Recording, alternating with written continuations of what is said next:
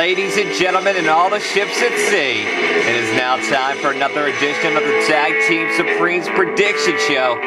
Here are the two guys that say, subscribe now or the terrorists win.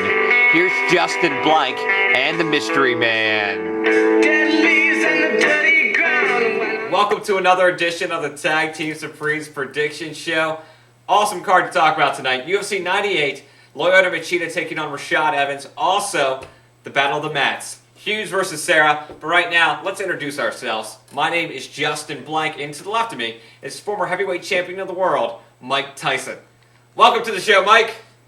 Thanks for having me. That's terrific. I mean, like 10 years ago, I could have gone on any show I wanted to, and now I'm here. Yeah. How about that? I know it's quite a score for us.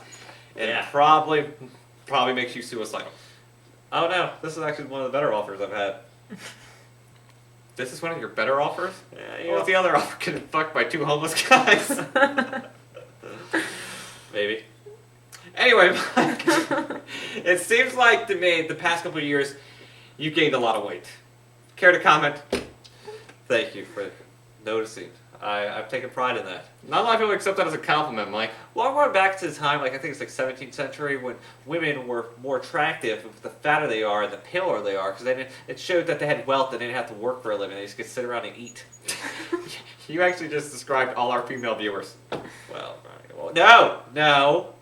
There's Mandy Moore out there who is a big UFC fan, right? And I'm sure is a fan of the show, right? Okay. So, I've always had a theory, right, that I thought me and Mandy Moore would really hit it off together, right?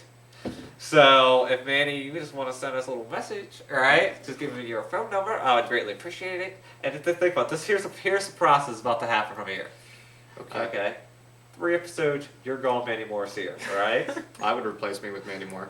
Damn right. And then, like 8 or 9 episodes, it's me and Mandy Moore banging out on this table, alright?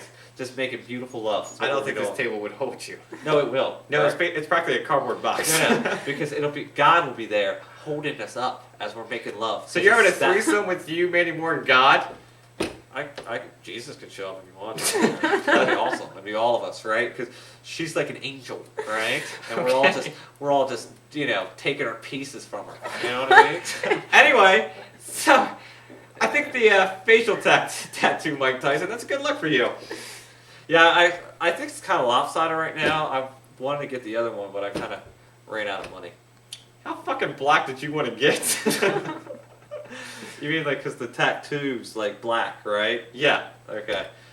I don't know. Blacker, I guess. All right. UFC 98. That's the discussion. And let's get to the predictions. Morning has broken. Josh Koscheck versus Chris Wilson.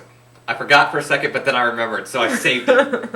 Excellent. Oh, I wrote a joke for this one. Go ahead. Josh Koscheck spends more time in the cage than a dog. Yes, Justin, yes. Bravo, sir. Wrote that down. Wow. In my mind. Good joke. Anyway, Josh Koscheck. Oh, I was going off this very disappointing loss. But I have to say that I feel like I'm going to repeat myself on this one. I don't see, just like last time, I don't see how he loses this fight. I think he's better than this guy in every aspect of the game. The only reason I even give Chris Wilson a chance is because he went to a unanimous decision against him with John Finch. But that's just because I was impressed he got to stay up that long. I thought he could, get knocked out or something happened to him before that. Josh Koscheck's going to win this fight. The last fight, he just a little bad luck. So, all right, Josh Koscheck. Morning has broken. Yushin Okami versus Dan Miller. Yeah, this I don't really see this as a very good fight for Dan Miller. Dan Miller is going to get his ass handed to them on this one. I don't even see a chance where he can win this fight. I know, I don't like, you shouldn't make predictions and go so far out there and say there's absolutely zero chance that Dan Miller wins this fight, but I'm going to say that. Because he's got the balls to say in front of y'all. Exactly. He's going to get his ass handed to him. And there's a lot of Miller Brother fans out there, and I am sorry. Just hope he comes back alive, alright? And there'll be another fight for him, and then, I don't know, whatever. So, backyard, do that. He'll go back to what he did before. Backyard wrestling. All right, where they Awesome. always hit each other with trash cans. That's pretty much all you see on those episodes of those things. All right, so we're gonna take the jab. Morning has broken. Sean Sherk versus Frankie Edgar.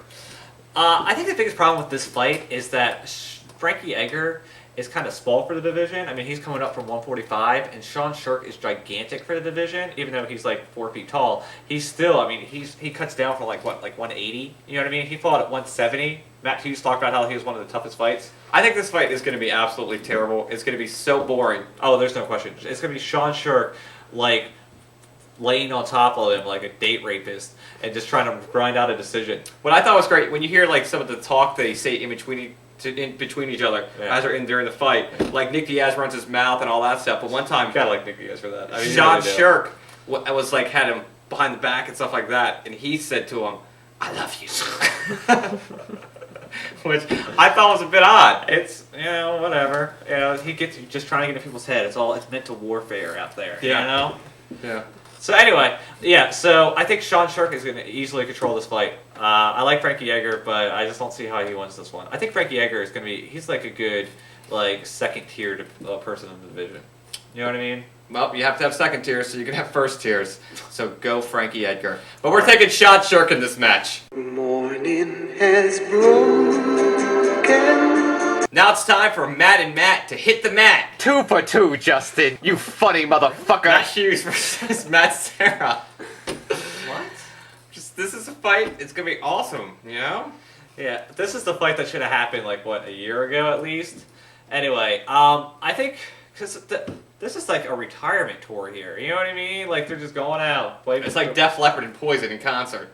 You don't really care to see it, but that's it. You just don't really care to see it. I mean, they had some good stuff in the past that was awesome, but now it's kind of like, God, you're still wearing really tight pants and you're 40. But anyway, this is how I'm going to break this fight down. It's very complicated, but I'll work it out. You got to look at their past work. Matt Hughes was better.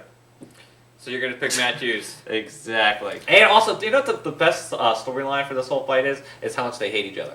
They truly don't like each other. And I can see points where I think they're both assholes. You know what I mean? So they both hate each other, and we hate both of them. So we're gonna take Matt Hughes in this battle. Morning has broken. Cat Stevens still knows how to rock. Why the hell? Even though he became Muslim, and I think he had something to do with 9/11. I'm sure he did. All right. I think all of them did. Sick conspiracy. plot, probably. Anyway, He could sing. he after can. that. It's time for the main event. Rashad Evans versus Lyoto Machida. Who do we think is gonna win? You know, I wasn't really a big fan of Rashad before watching the Keith Jardine and Rampage fight, but he seems like a really good guy. I always thought he was kind of like a self-centered kind of guy because he has a bit of a, like, some could say showmanship when he's in the ring. You can also say show off kind of deal. You know what I mean? He starts. Although when he starts doing that weird jerk thing, like he's being cool, it just comes off kind of twitchy to me. But whatever. I thought he was trying to do the robot just very poorly. Anyway, I became a fan of him watching him or listening to him commentate on that show. But this, I really question how big this card's going to be because of this main event. I just don't know if Rashad has a big enough draw. Lyoto Machida doesn't have it. I'm not saying he is very deserving of this title shot without question. But the problem with Lyoto Machida, he has such a weird style. It's hard to pick against him considering he's been walking through a lot of the top opponents. So on that avenue, we're going to go with Rashad. Rashad Evans. He's Wow. too quick for him, and his wrestling ability is going to be able to take him down and ground him out. That's what I say, man. Hear that? Or stand up and knock him out. Something like that, but he's going to walk away with the victory. Rashad Evans. That's who we're taking. All right, that's going to wrap it up for this edition of the Tag Team Supremes Prediction Show. My name is Justin Blank. Any last words for the kids? No? Sometimes less is more. You should learn that. Never. All right, make sure you check out our MySpace page. It's got a lot of good stuff coming on it right now. You can keep track of all the upcoming fights. Also, other predictions for fights that we don't make videos for just because we don't want to waste your time with it. You can read it all there. And thank you for watching this edition of the Tag Team Supreme, and we'll check you out next time.